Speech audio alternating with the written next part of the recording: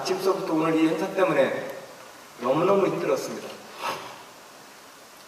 도지사가 되어서 지방정부를 대표해서 많은 곳에 가서 이 얘기를 해야 합니다. 근데 3.1절에서부터 8.15에서부터 6.25 기념식에서부터 6월 6일 현충일에서부터 무수히 많은 근현대사의 기념일들을 제가 기념사를 하면서 이 역사를 이끌어가야 되는 후손으로서 저는 이 역사를 어떻게 해서 이끌고 가야 될지가 정말로 시간이 가면 갈수록 고통스럽습니다.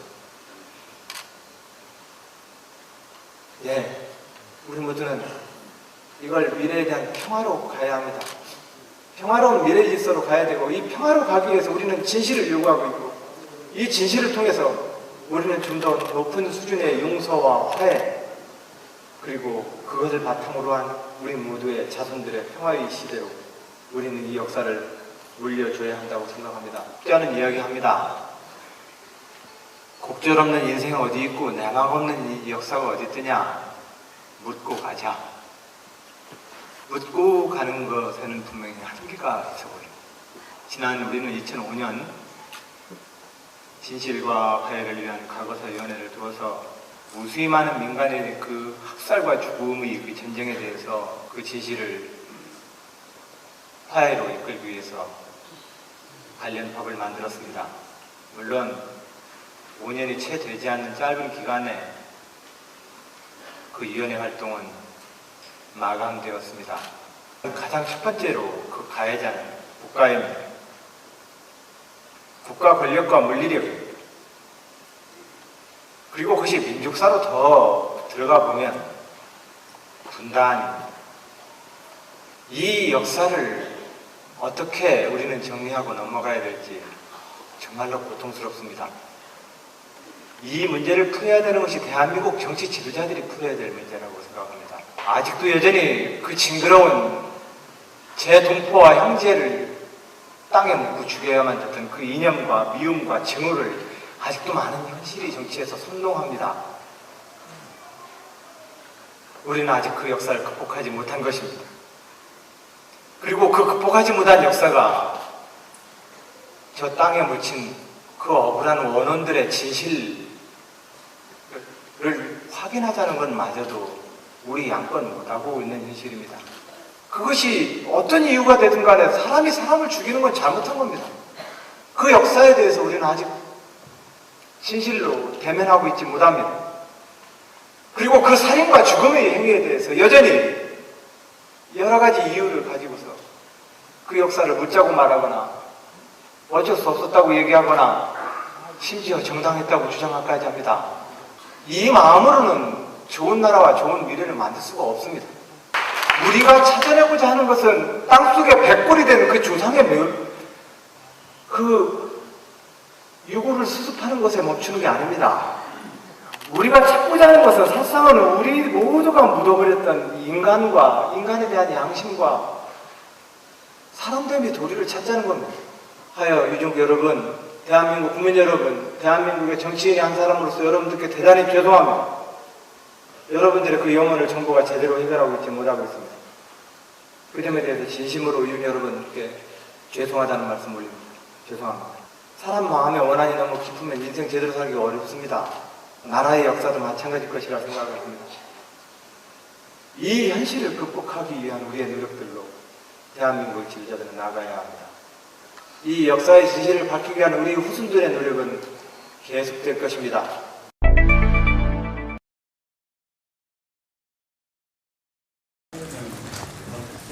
다 이 무책임하게 정치들을 하고 있기 때문에 국민들이 엄청난 혼란과 고통에 빠져 있다는 말씀을 저는 거듭드립니다. 또한 우리 당도 우리 스스로가 주류에 있건 비주류에 있건 당원의 눈높이에서 원칙 있게 단계를 해주시고서 저는 거듭 요청드립니다. 저는 주류도 있어봤고 비주류도 있어봤고 이 당이 30년 역사에서 여러 번 있어봤습니다. 하지만 주류 있건 비주류 있건 입장 바꾸면 안 됩니다. 똑같아야 한다고 생각합니다. 전당대회의 의결을 뛰어넘을 수 있는 권위는 그 누구에도 주어지지 않습니다. 국가로 치면 국민 전체의 선거에 의해서 결정된 상황을 뒤집을 만한 권위는 누구에도 주어지지 않습니다. 그것을 우리는 쿠데타라고 얘기합니다. 만약에 그렇게 시행한다면 정당이든 국가이든 이 원칙은 확실히 지켜야만 민주주의가 서고 우리가 혼란을 줄일 수 있다. 그러면 이 혼란 비용을 어떻게 해낼 도리가 없습니다. 우리 모두가 고통을 받습니다.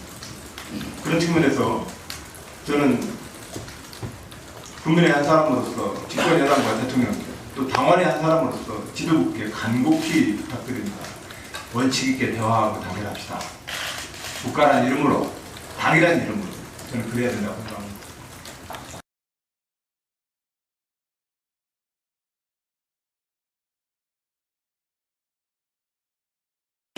저는 노무현 대통령을 존경했습니다. 저는 노무현 대통령을 좋아했습니다. 왜 좋아했느냐고요? 그분이 저한테 한 자리를 줬습니까? 저한테 돈을 줬습니까? 하지만 저는 노무현이 좋았습니다.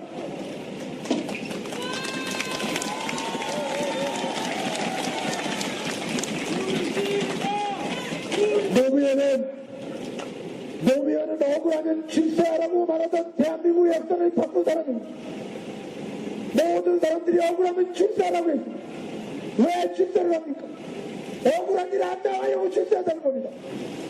그러면 출세하면은 다른 사람들의 비둘비하게 억울하게 밟으면 되는 겁니까? 돈을 벌던 권력을 갖던 다른 사람들의 비둘비하게 하면 안 되는 것입니다. 내가 설령 출세하더라도 사람이 바뀌면 안 되는 것입니다.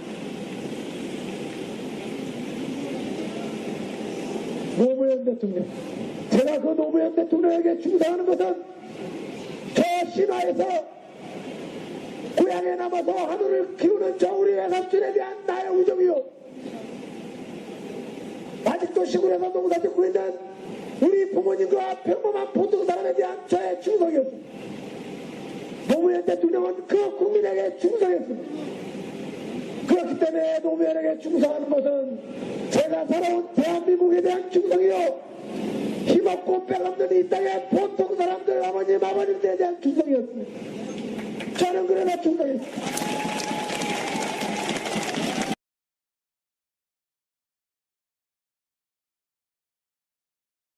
대한민국이 국가재정을 지금 써야 된다면 어떤 순서로 써야 될까요?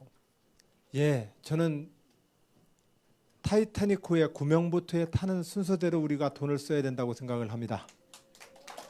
노인과 아동과 장애인과 여성이라고 하는 전통적으로 우리가 어떤 경우를 하도 보호해야 될 우리의 가족과 이웃을 향해서 먼저 우리는 구명보트에 자리를 내줘야 하고 국가재정은 그 순서대로 써야 합니다.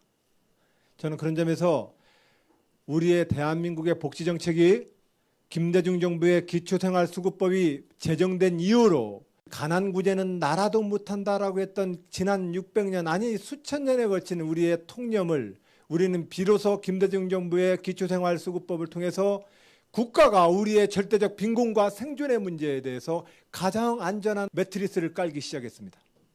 그로부터 이제 20년 가까운 우리 사회의 복지제도와 복지재정에 대한 논쟁이 진행되고 있고 아직도 진행 중에 있습니다. 그러나 저는 모든 입후보자들에게 제안합니다. 선거 때 이 복지정책이 특정한 지역과 계층을 향한 정치 포퓰리즘이 되질 않길 바랍니다. 그것은 그 정책이 어떠한 이익과 결과를 가져오더라도 첫 번째로는 공화국 민주주의 정치를 훼손합니다. 선거라는 공간은 민주공화국 시민들이 공화국과 민주주의 국가의 공익을 향해서 그 국가가 나가야 될 가치와 방향과 철학을 합의하는 공간이어야 합니다.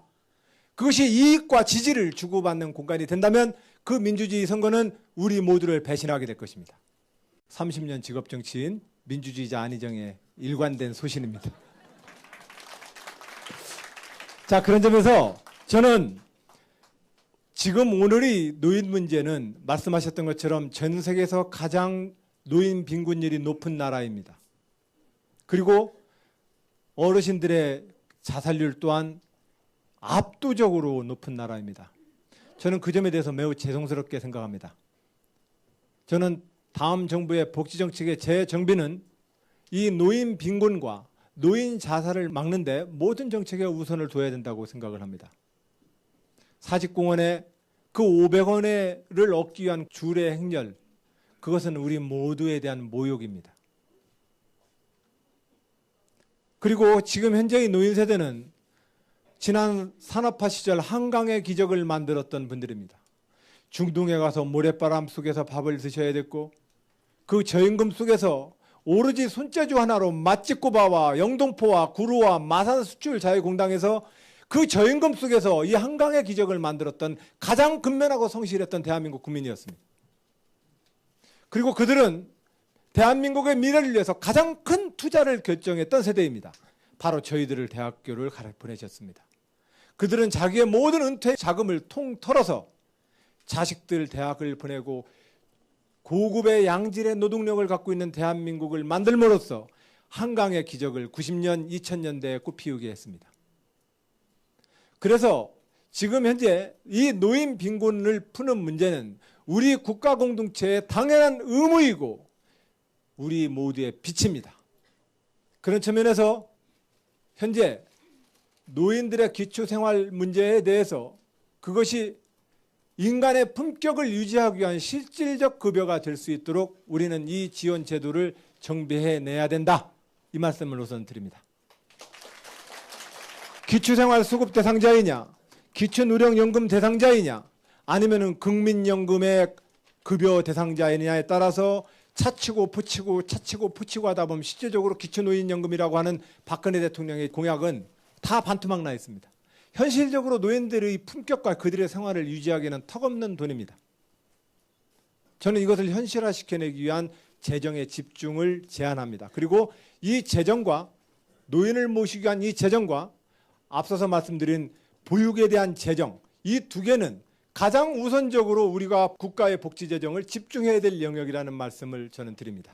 이 마음으로 노인 빈곤과 노인 복지에 대한 정책들을 국가가 좀 더 책임지고 가는 나라가 되겠다는 말씀으로 주신 질문에 답변을 올리도록 하겠습니다.